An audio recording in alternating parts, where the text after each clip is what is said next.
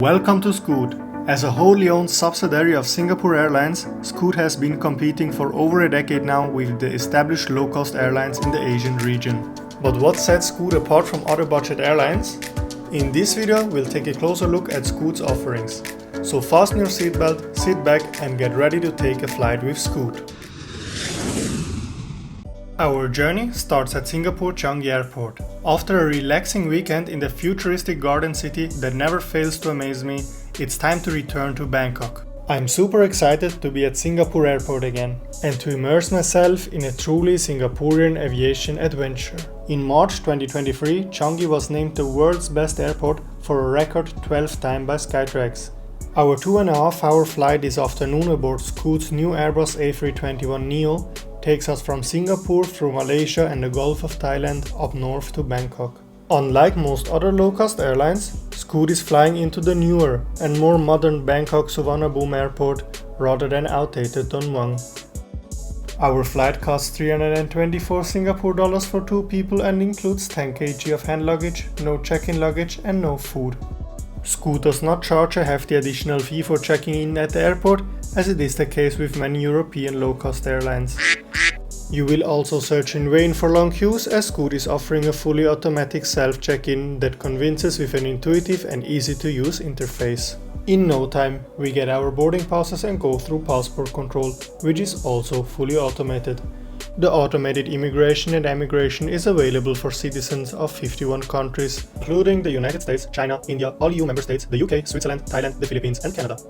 T1 is a utopia of a terminal. Not only does Changi's Terminal 1 offer a TV lounge and a stunning shopping street, no. T1 also features several gardens, including a cactus garden, a discovery garden and a water lily garden.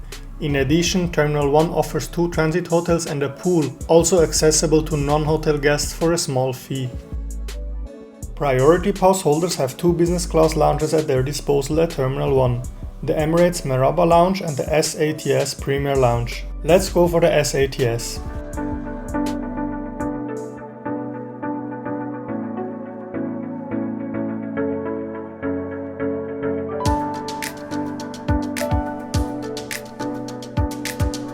Our plane is already here when we arrive at the gate. Nevertheless, boarding is delayed by about 45 minutes.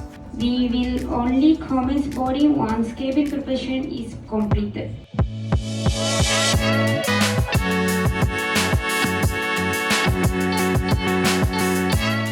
I have heard a lot of complaints about Scoot.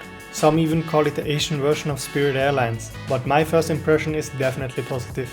The cabin is bright, modern and appealing. All flight attendants are extremely friendly and proactively assist guests in stowing their luggage.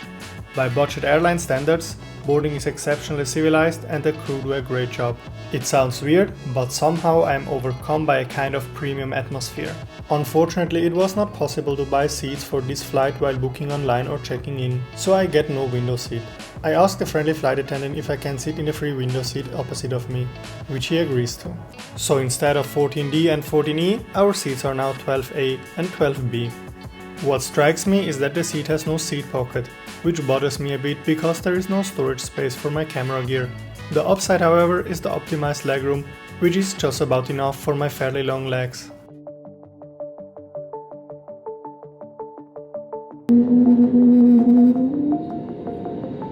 There's a light and a whistle for attracting attention. Special live. Crew check-off stations. Ladies and gentlemen, as we departing very shortly, please ensure that you.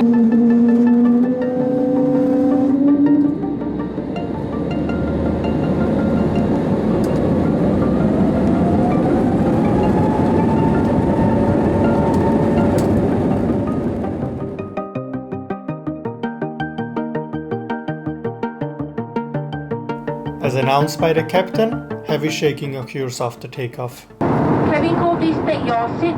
Ladies and gentlemen, due to the bad weather, we will be suspending our food and beverage service until the weather has turned better. Please remain seated at your seat and have your seatbelt securely fastened. We would like to apologize for any inconvenience this caused. Thank you. The food and beverage service has to be cancelled before it has really begun. A good opportunity to take a look at Scoot's varied menu. Food is not included in the standard economy fares, but can be purchased on board. The prices are at Singaporean level and especially prices for alcoholic drinks are quite high. After about 20 minutes, the service can continue, and we decide on a herbal chicken with mixed brown rice and kimchi cup noodles, 2 waters and 2 Himalayan salt candy. All in all, our afternoon snack sets us back exactly 27 Singapore dollars or about $20 US. The chicken tastes okay-ish and is quite hard to eat with a flat spoon since it's more like a soup. I try to enjoy the food anyway and pass the time with Rick and Morty downloaded on Netflix. I would have loved to introduce you to Scoot's in-flight portal, however the link to connect was not working on our devices.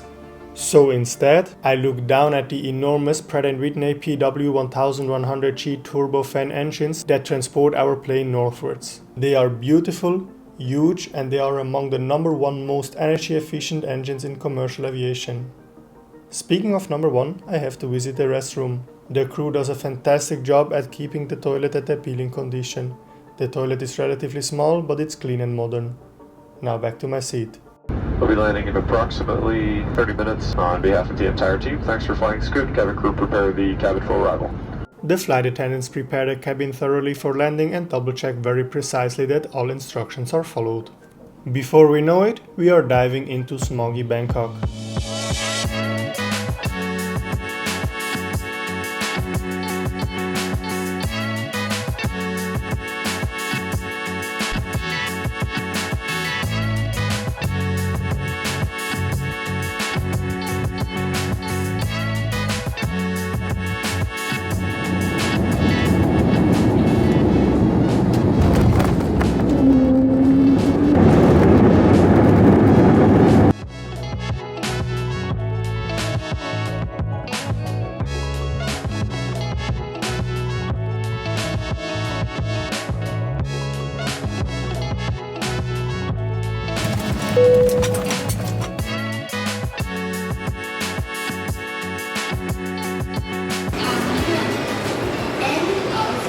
Welcome to Bangkok.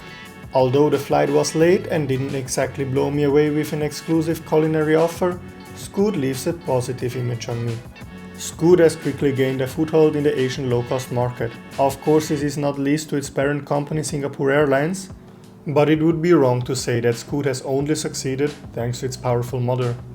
And I understand why more and more passengers prefer Scoot over its competitors. A particularly fierce competitor to Scoot is the controversial AirAsia. I explored just how bad AirAsia truly is in my last video. Click right here to see my adventure on AirAsia. Otherwise, thanks for watching and see you next week.